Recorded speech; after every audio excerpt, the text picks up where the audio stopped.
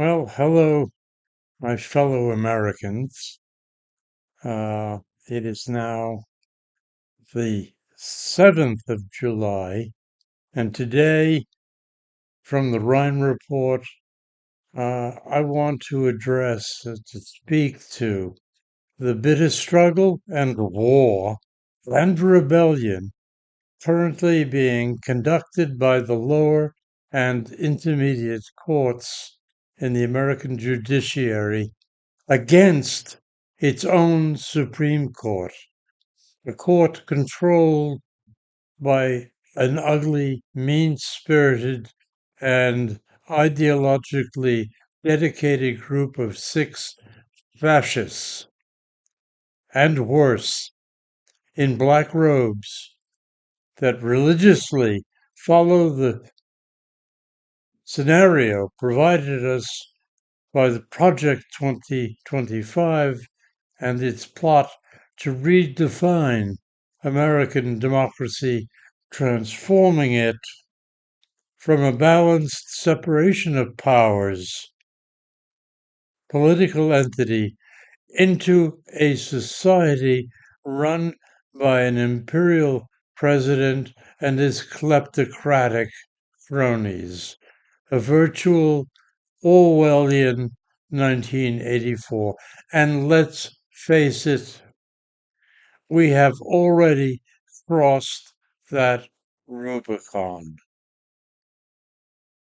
Let's go to the videotape and play this clip that was made by LBC in London a short while ago. The problem I have is knowing where to start. Well, James, I think we should start with the fact that over the weekend, it's perfectly possible that this country crossed the Rubicon. I think it's always going to be difficult for historians to determine precisely the moment at which American democracy may have died. But it's possible that it died with those deportation flights that Donald Trump ordered of Venezuelans, sending them on planes to El Salvador and Honduras in direct, flagrant contravention of a judge's court order. And what we witnessed play out yesterday in a courtroom here in Washington, D.C., where the judge who had ordered planes not to take off and any planes that were in the air to turn around in mid-flight and return to the United States was just the most shameful efforts to derail the judiciary. We are now living in the middle of a rapidly developing police state in which the DOJ has become the model Ministry of Justice, often extant in fascist societies, along with Homeland Security and its ICE division or component, the Gestapo in Nazi Germany. The Congress, controlled by the MAGA fascists and the imperial presidency, falls into line when called upon and mostly remains dormant and vacuous.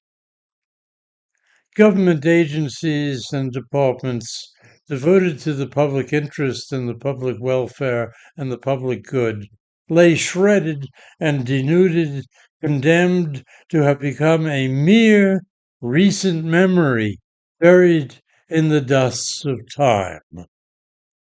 Our country is being ruled by unconstitutional executive orders, directives, and proclamations. And not just coming from the Department of Justice lawyers in the courtroom itself, but even coming from President Trump's border czar, Tom Homan. Take a listen to what he had to say yesterday to Fox News. We made a promise to the American people. The President Trump has made a promise to American people. We're going to make this country safe again. I wake up every morning loving my job because I work for the greatest president in the history of my life, and we're going to make this country safe again. I'm proud to be a part of this administration. We're not stopping. I don't care what the judges think. I don't care what the left thinks. We're coming. I don't care what the judges think. I mean, you know, essentially the poster child slogan now for this administration, and if they continue to try and bulldoze the courts and simply ignore court orders, and there are now multiple court orders that they're ignoring on a variety of different issues, but this issue on Saturday was particularly egregious. At that point, America's constitutional order has died.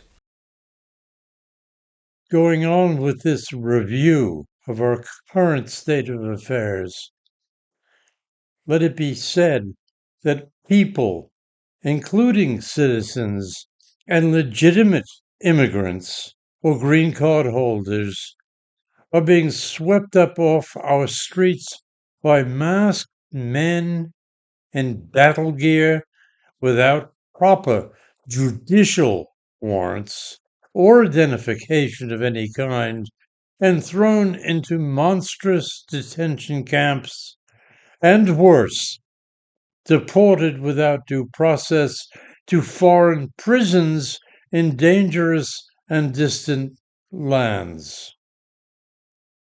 Who has the right to deport and then imprison? They've committed no crimes.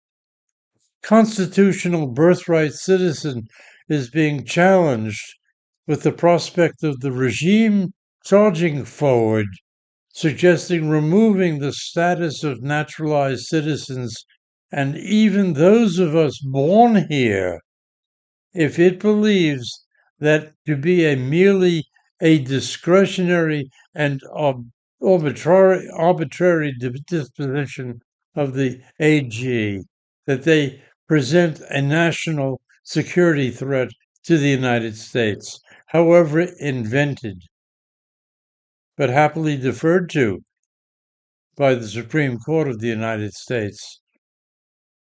Let's go to the videotape.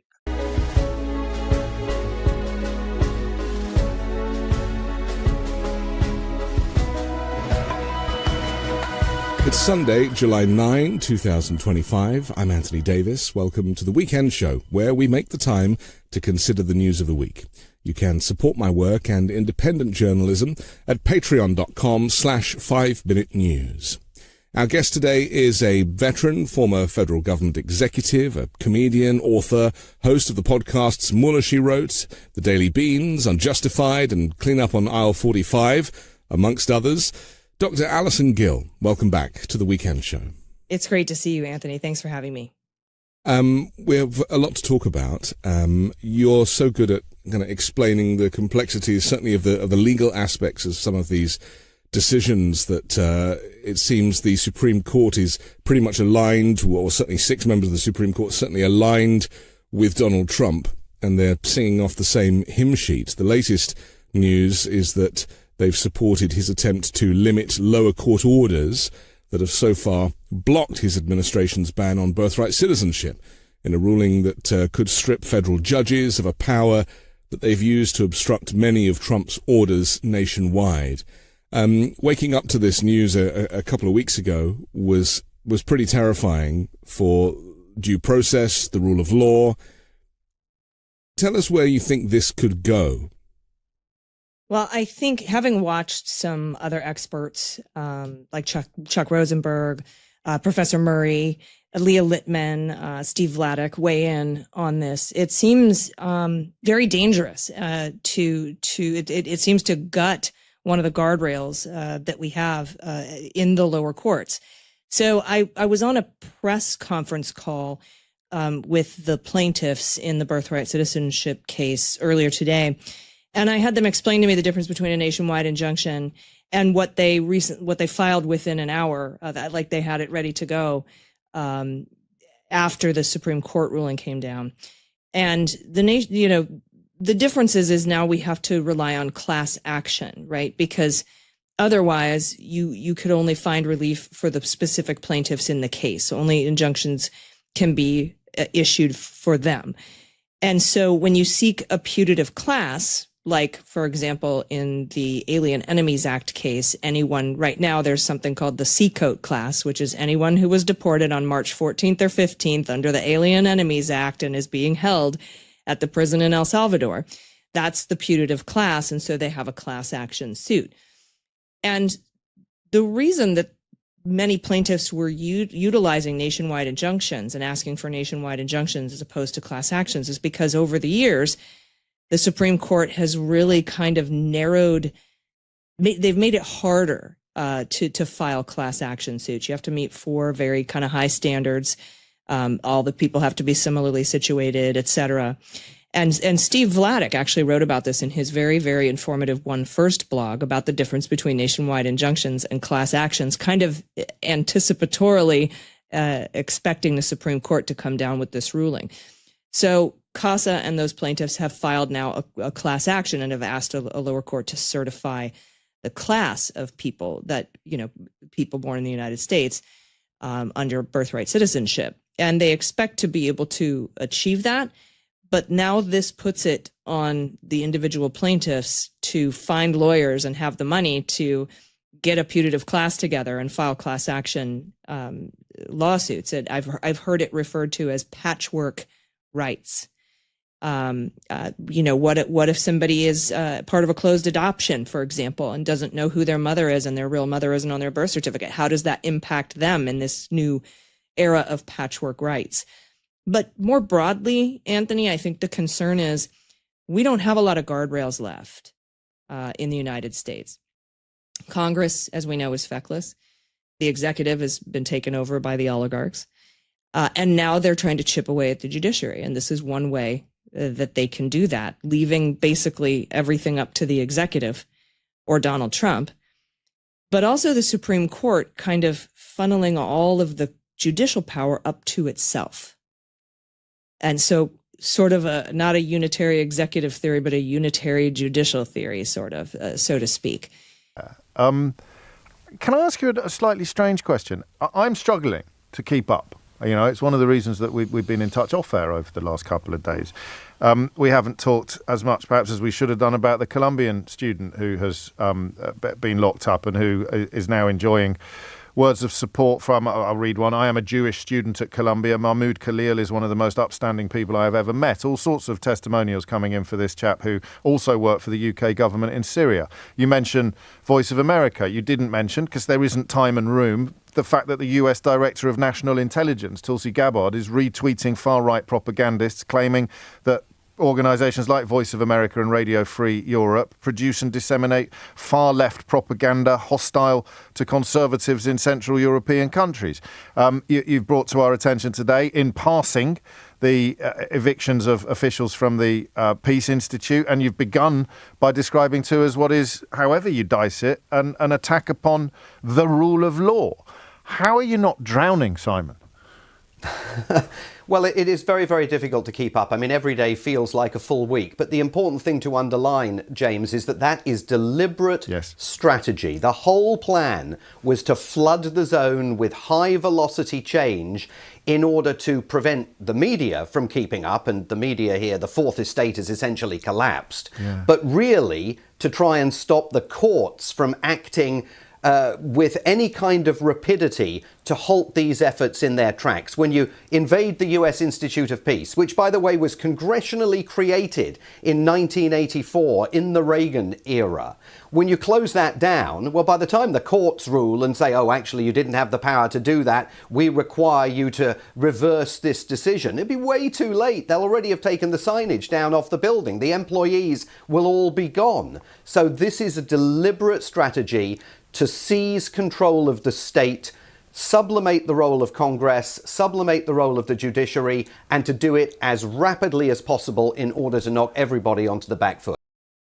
In the most malicious and vindictive legislation ever conceived and enacted in the history of our democracy over 250 years, our people, that is the vast majority of us, will lose our rights to health care by vicious cuts to Medicaid, Medicare, rural hospitals, medical research. Poor and working class American families and their children will lose SNAP benefits. Universities are being threatened with being defunded and sued should their defense of free speech and academic freedoms displease our new rulers. Law firms have been sued and threatened and intimidated should they displease the fascist authorities, and many have capitulated, even though courts have attempted to protect their rights.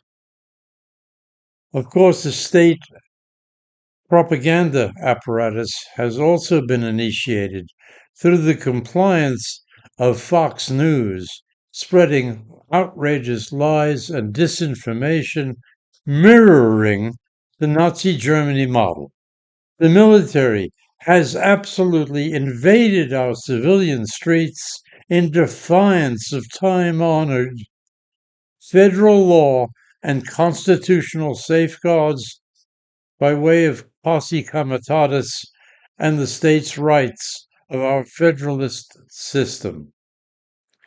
In these circumstances, we are wholly reliant on the judiciary, and that's what I want to come back to preserve our rights and protect us from the imposition of a horrific tyranny.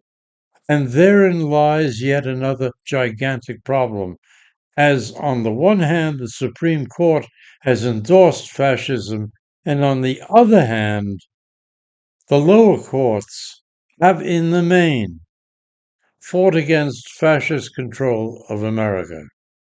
Roll some of this stuff out, and yet Trump is just kind of going for it, partly because he's delegated to some real kind of weirdos. So with that in mind, I mean, for me, the thing that I find hardest to process is the kidnappings and the disappearances of people. And I mean, I saw Ron DeSantis showing off his new concentration camp on video the other day, saying, oh, well, you know, we've got showers and this is where there's going to be some food. And I was thinking, yeah, well, you know, Auschwitz had showers too. This is entirely insane, and yet it's happening on American soil, turning the military on American people, even arresting US citizens at the border, in airports, people not wanting to visit the United States for fear of having their phones confiscated and them potentially being deported to foreign gulags. This is what America is right now. On the world stage, it has changed fundamentally.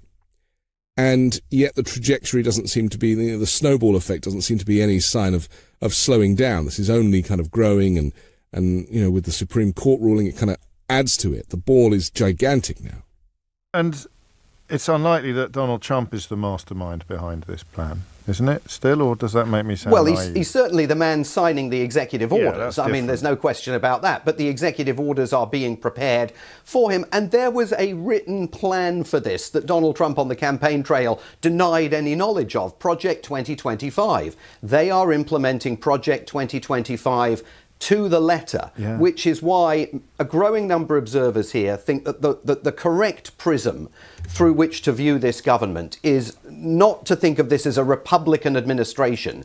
This is a far-right revolutionary government that is moving with tremendous rapidity to alter America and make it unrecognizable to those of us who have lived here for a long while and to all those of us who have observed and watched America over the last many years. And as such, Simon, what is the likelihood of there being full and fair elections in 4 years' time at the moment?